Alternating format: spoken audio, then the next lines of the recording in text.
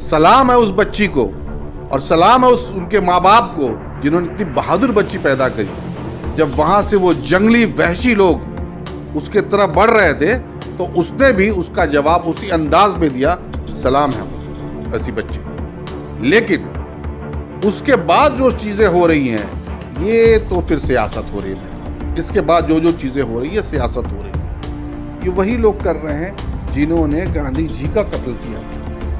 ये वही सोच है जो हावी होने की कोशिश कर रही है कि हिंदुस्तान को सेकुलर न रखकर हिंदुस्तान को एक हिंदू राष्ट्र बनाया जाए। ये वही लोग हैं जो मेरे हिंदुस्तान को, आपके हिंदुस्तान को तबाही के कगार तक लेके जा रहे हैं। और पूरे हिंदुस्तान के लोग समझ रहे हैं कि जब इलेक्शन आते हैं ऐसे मुद्दे उठ के आ जाते हैं। बहुत कोशिश की जा रही है इनके तरफ से कि माहौल को बिगाड़ा जाए, हिंदू मुस्लिम किया जाए, हिंदू मुस्लिम किया जाए, लेकिन नहीं हो पा रहा है इनसे। क्यों? कि मैं सलाम करूंगा अपने मुसलमान भाइयों को भी कि वो इनको मौका नहीं दे रहे हैं। पूरे देश में इस वक्त हिजाब को लेकर एक विवाद छिड़ी हुई है। कर्नाटका के चंद कॉलेजेस से शुरू हुआ ये विवाद इस वक्त पूरे भारतवर्ष में मौजूए बहस बना हुआ है। पश्चिम बंगाल में भी पिछले 2-3 दिनों से कई जगहों पर यहाँ पे लड़कियां हिजाब पहनकर एहतजाज कर रही है, मुजाहरा कर रही है, अपना विरोध जता रही है। इस पर क्या कुछ कहना है टीएमसी के नेता अनवर पाशा का, जो पिछले कई सालों तक एमआईएम के भी पश्चिम बंगाल के चेहरा थे। बहरकैफ पश्चिम बंगाल के 4 कॉरपोरेशन में चुनाव भी होने हैं कल, इस पर भी हम उनसे बात करेंगे। लेकिन हमसे इनसे पहली जो हमारी जो सवाल होगा वो हिजाब को लेकर। पाशा साहब, आपका हालात बंगाल न्यूज़ इंडिया में स्वागत है। पूरे देश में ये जो विवाद चल रहा है और जो कर्नाटका के एक कॉलेज में हम लोगों ने देखा, एक मंजर देखा कि किस तरह से एक लड़की को कुछ लड़के गेरुआ गमछा पहन के हूटिंग कर रहे थे, इस पूरे घटनाक्रम का आप किस तरह आकलन करेंगे? पहली बात तो ये, बहुत बहुत शुक्रिया। बात यह है कि वहाँ जो हुआ था वो पूरी दुनिया ने देखा और इससे सबसे बड़ा नुकसान मेरे मुल्क का ये हुआ कि मेरे मुल्क जो है पूरे दुनिया में इस कदर बदनाम कर दिया इन लोगों ने कि आज शर्म आ रही है। सलाम है उस बच्ची को और सलाम है उनके माँ बाप को जिन्होंने इतनी बहादुर बच्ची पैदा करी। जब वहां से वो जंगली वहशी लोग उसके तरफ बढ़ रहे थे तो उसने भी उसका जवाब उसी अंदाज में दिया, सलाम है मुझे ऐसी बच्ची को।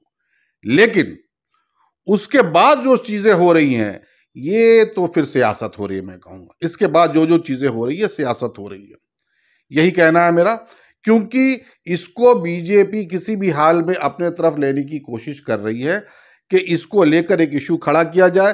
गोदी मीडिया ने हाथों हाथ लिया। देखते बहुत कुछ होता रहता, नहीं आता है, लेकिन जब हिजाब का मामला है इसको लेके डिबेट्स होने लगी, इसको लेके जो आपस में लोग डिस्कस करने लगे, बाकायदा इसको इतना फैला दिया गया ताकि इसका इफेक्ट उत्तर प्रदेश में पड़े, आने वाले इलेक्शन में पड़े। जो एक सेकुलर पार्टी बीजेपी के खिलाफ वहां पर जो मजबूती के साथ खड़ी हो रही है सपा, उस पर भी इफेक्ट पड़े और दूसरी जो कम्युनल पार्टियां वहां जाके लड़ रही हैं उस तरफ वोट डाइवर्ट हो जाए। इसका ये जो है ये बीजेपी की तरफ से कराया गया है और ये वही लोग हैं जो डिवीजन पॉलिटिक्स में यकीन रखते हैं कि विभाजन करो और राज करो। ये वही चीज है। हिजाब को लेकर ये जो कंट्रोवर्सी हो रहा है, आपके निगाह में क्या है? ये इस्लामोफोबिया है या फिर धार्मिक कट्टरता है? बिल्कुल नहीं है। इस्लाम जो इसकी परमिशन देता है और कॉन्स्टिट्यूशन इसकी इजाज़त देता है कि लिबास हमारा कैसा होना चाहिए, हम क्या खाएं, इस पर कुछ नहीं बोलता है। तो अगर कोई आदमी अपनी मर्जी से ये चीज़ धारण कर रहा है तो इसमें कोई हर्ज नहीं होना चाहिए। और इसके लिए जो है हमारे यहाँ पर भी, हमारे बंगाल में देख लीजिए, हमारे यहाँ पर बहुत सी काउंसिलर हैं अभी इलेक्शन लड़ रहे हैं, बाकायदा हिजाब के साथ रहती हैं, कोई दिक्कत नहीं है। तो ये एक इशू बनाया जा रहा है, कोई दिक्कत नहीं, इसके लिए किसी को कोई बोलने की जरूरत ही नहीं है। लेकिन जो उस बच्ची ने किया उसने बहुत अब जबरदस्त जवाब दिया, उसका जवाब देना बहुत सही था और वाकई ऐसी बहादुर बच्चियों की जरूरत है। मैं ये कहूँ, आखिर कौन सी वो ताकतें हैं, कौन से लोग हैं जो स्कूल के बच्चों को गेरुआ गमछा दे रहे, गेरुआ पगड़ी दे रहे और ये सिखा रहे कि मुसलमान लड़कियों को जो नकाब में देखो उसको जय श्री राम बोल के उसको वोटिंग करो? कौन से ऐसे लोग हो सकते हैं, क्या लगता है आपको? ये वही लोग हैं जो चाहते हैं कि हिंदुस्तान जो है, जो एक बाग है, वो एक खेत बन जाए। वो चाहते एक ही टाइप के फूल उसमें खिले, जबकि हिंदुस्तान एक बाग है। ये कौन कर रहे हैं? ये वही लोग कर रहे हैं जिन्होंने गांधी जी का कत्ल किया था। ये वही सोच है जो हावी होने की कोशिश कर रही है कि हिंदुस्तान को सेकुलर न रखकर हिंदुस्तान को एक हिंदू राष्ट्र बनाया जाए। ये वही लोग हैं जो मेरे हिंदुस्तान को, आपके हिंदुस्तान को तबाही के कगार तक लेके जा रहे हैं। और पूरे हिंदुस्तान के लोग समझ रहे हैं कि जब इलेक्शन आते हैं तो ऐसी ऐसे मुद्दे उठ के आ जाते हैं। बहुत कोशिश की जा रही है इनके तरफ से कि माहौल को बिगाड़ा जाए, हिंदू मुस्लिम किया जाए, हिंदू मुस्लिम किया जाए, लेकिन नहीं हो पा रहा है इनसे। क्यों? कि मैं सलाम करूंगा अपने मुसलमान भाइयों को भी कि वो इनको मौका नहीं दे रहे हैं। इन्होंने आसाम में हरकत करवाई, वहां पर जाके गुस्ताखी करी, नबी सल्लल्लाहु अलैहि वसल्लम के शान में गुस्ताखी करी, कुरान की बेहुरमती करी। उसके बाद भी इन्होंने सोचा कि शायद अब दंगा हो जाए, लेकिन मुसलमान तहम्मुल का परिचय दे रहे हैं कि वो नहीं। उस बनिस्बत उनके मुकाबले जो हमारे हिंदू सेकुलर हिंदू भाई जो हैं वो निकल कर सामने आ रहे हैं और मुंह तोड़ जवाब दे रहे हैं उन लोगों का। वाकई में क्या उनकी तादाद उनसे कहीं ज्यादा है। आज हमारे हिंदू भाई उनको जवाब दे रहे हैं, हमारे हिंदू बहनें हिजाब के फेवर में जवाब दे रही हैं। और क्या चाहिए?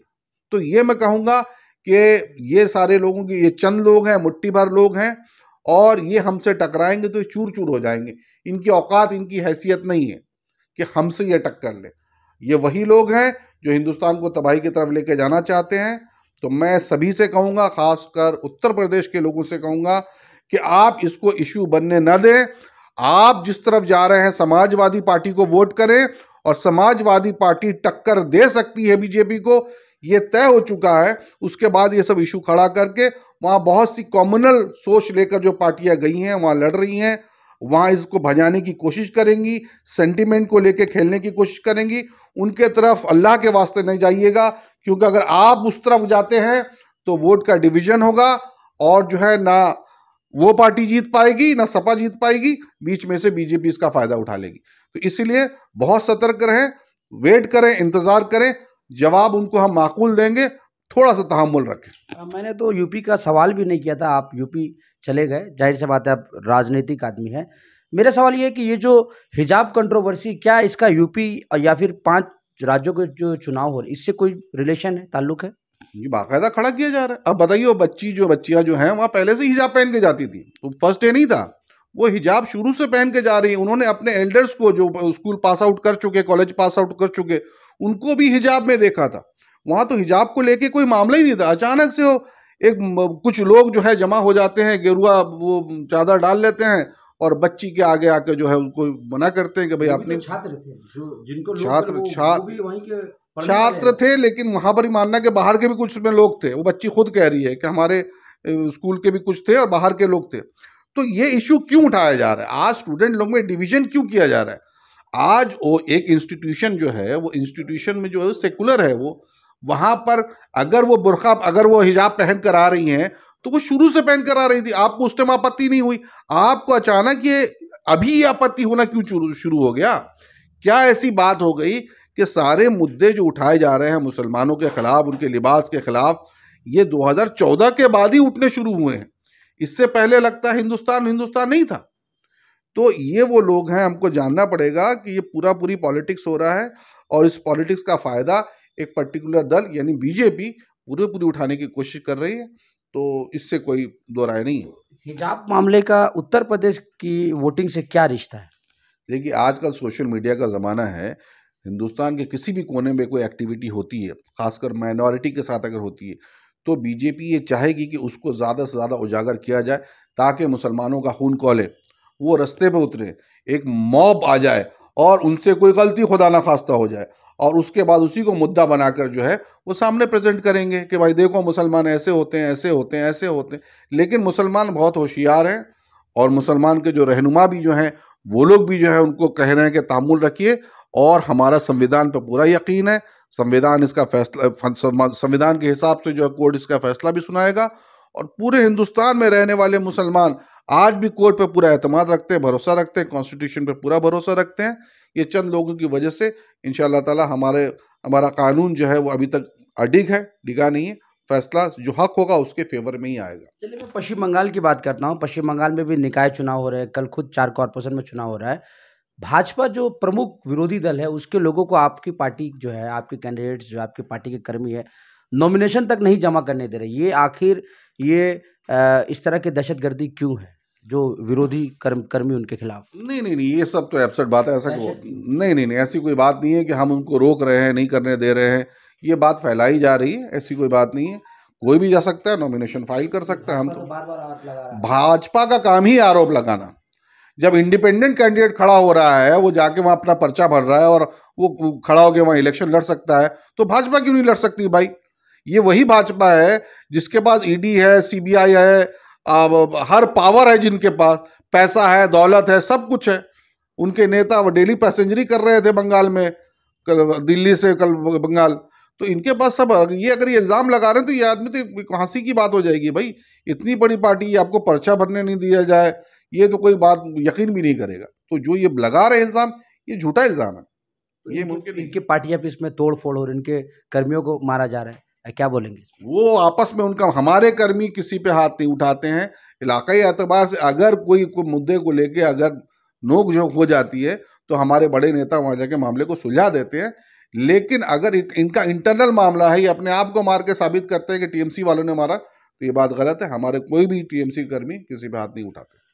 कल आसनसोल, विधाननगर, सिल्लीगुड़ी और हुगली जिले का चंदन नगर, 4 कमिश्नरेट, 4 कॉरपोरेशन के चुनाव हो रहे हैं। आप खुद आसनसोल में बहुत एक्टिव थे, क्या लगता है कौन सा खेला इन 4 जगहों पे होने जा रहा है? देखिए, टीएमसी पे लोगों ने भरोसा जताया है। मैं खुद अभी वहाँ से होते हुए आ रहा हूँ और एक बहुत बड़ी ज़बरदस्त तरीके से जो है लोग निकल कर आएंगे और टीएमसी को वोट करेंगे। और टीएमसी का रिजल्ट इन सब इलाकों में इंशाल्लाह अच्छा होने वाला है, क्योंकि लोगों ने देखा है कि वाकई दीदी को देख के वोट किया जा रहा है।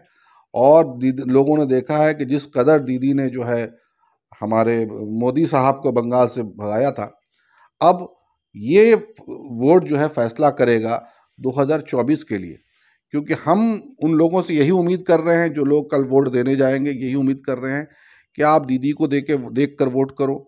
दूसरी बात यह है कि हमको दीदी को पीएम बनाना है। ये हमारी, मैं अपनी बात बता रहा हूँ, हमारी पर्सनल सोच है।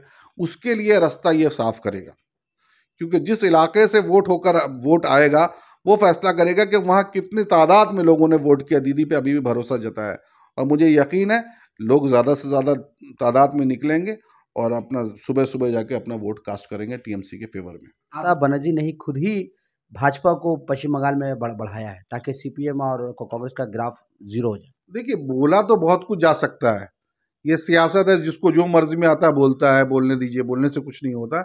लेकिन मैं ये बात बता दूं कि ममता बनर्जी जैसा पॉलिटिशियन होना किसी के दमखम की बात नहीं है। ममता बनर्जी जो पॉलिटिक्स करती हैं बहुत सोच समझ के करती हैं और बहुत दूरंदेश हैं, बहुत दूर का सोचती हैं, आगे का सोचती हैं। अभी भी जो आप देख रहे हैं, आने वाले वक्त में आप बहुत कुछ ऐसा चीज देखने वाले हो जो आप सोच नहीं सकते हो। ये स्ट्रेटेजी है पार्टी की, पार्टी इसी पे चल रही है। ममता बनर्जी जो भी गोवा गई है, गोवा में आपकी पार्टी चुनाव लड़ रही है, अन्य राज्यों में तो यहाँ तो 1:1 का लड़ाई था, भाजपा वर्सेस कांग्रेस। तो क्या कांग्रेस को कमजोर करने के लिए ममता बनर्जी गई है गोवा? नहीं, कांग्रेस को कमजोर करने क्यों जाएगी भैया? वहां पर पार्टी के हमारे लोगों ने ज्वाइन किया है बाकायदा। अब वहां हमारा एक जनाधार बन रहा है, तो पार्टी तो अपना विस्तार करेगी, पार्टी फैलेगी, जाएगी। हम गोवा भी जाएंगे, हम दूसरी जगह भी जाएंगे, हम लड़ेंगे। अब वहां पर वोट आने के बाद, पब्लिक जब वोट डालेगी उसके बाद अगर सवाल करें आप, तो ही मैं आपको मान सकता हूँ। हम तो फुल कॉन्फिडेंस है हमको कि हमारा रिजल्ट वहाँ अच्छा होने वाला है। क्योंकि आप जिन लोगों को ले रहे वो तो कांग्रेस पार्टी के ही सब नेता है। तो क्यों ये सवाल कांग्रेस को किया जाए ना, ये कांग्रेस को सवाल किया जाए। बीजेपी के किसी नेता को क्यों नहीं आप लोग तोड़ पा तो भैया, कांग्रेस वाले अगर हमारी आइडियोलॉजी को पसंद कर रहे हैं, कांग्रेस वालों को अगर लग रहा है कि वाकई दीदी कर सकती हैं, दीदी के अंदर वो क्षमता है, वो आ रहे हैं, चाहे कहीं से भी, अगर वो हमारी आइडियोलॉजी को मानते हैं और दीदी की पद्धति को, काम करने वाली पद्धति को मानते हैं, तो सबका वेलकम है। चाहे वो कांग्रेस वाले आ जाएं या बीजेपी वाले जाए, जो भी आ जाए। लेकिन शर्त यह है कि हमारी आइडियोलॉजी को मानना पड़ेगा और हमारे बताए हुए नहज व तरीके से जो है आपको सियासत करनी पड़ेगी, तो वेलकम है। हम तो पब्लिक कौम की खिदमत के लिए हम तैयार बैठे हुए हैं। हमको हिंदुस्तान को खूबसूरत बनाना है और उसके लिए ममता बनर्जी आगे बढ़ रही हैं। और उन्होंने एक बयान में भी कहा कि अगर पार्टी को भी कुर्बान करना पड़े तो मैं कर दूंगी, मैं अपने देश से इतनी मोहब्बत करती हूँ। ये बहुत बड़ी बात उन्होंने कह दी। ये आदमी को समझना चाहिए कि दीदी क्या बोल रही हैं। दीदी अपने वतन से, अपने देश से इतनी मोहब्बत करती हैं कि वो कह रही है कि जो कुछ मेरे पास है मैं सब दे दूंगी, मुझे इस देश को आगे लेके जाना है। तो मेन मुद्दा जो आज के डेट में है, टीएमसी जो है वो सिर्फ और सिर्फ डेवलपमेंट की बात करती है कि हमारे सूबे को आगे लेके जाना है, हमारे देश को आगे लेके जाना है। लेकिन इसके बनिस्बत दूसरी पार्टियां जो हैं वो डिवीजन पॉलिटिक्स पे यकीन करती हैं। वो सोचती हैं कि अगर विभाजन होगा तो हमको फायदा होगा।